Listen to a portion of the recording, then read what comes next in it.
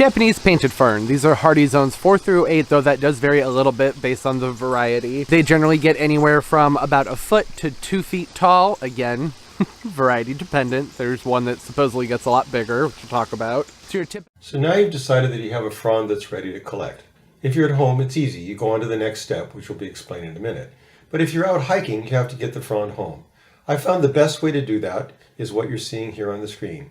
You get a nice clean piece of paper, you put the frond in, you fold it up, put it in an envelope, put it in your backpack. It's very safe for the frond. And any spores that drop go onto the piece of paper, which, as you'll see later, is exactly where you want them. And this bird nest fern certainly qualifies.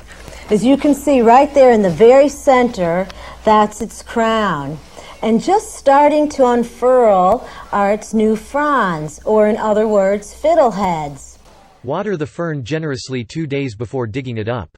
Make sure your fern is well hydrated, as the plant's ability to absorb moisture will be diminished for a week or two after it is divided because its root system will be compromised.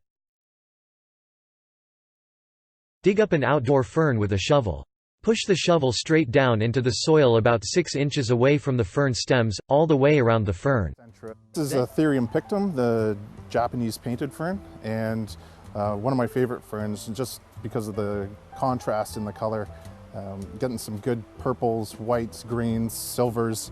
It's going to do great in a woodland setting, any place that you're going to naturalize. With the Japanese painted fern, you're not going to want this one to dry out, so it requires some good moisture. It's going to get the most color and the most contrast in light shaded areas. And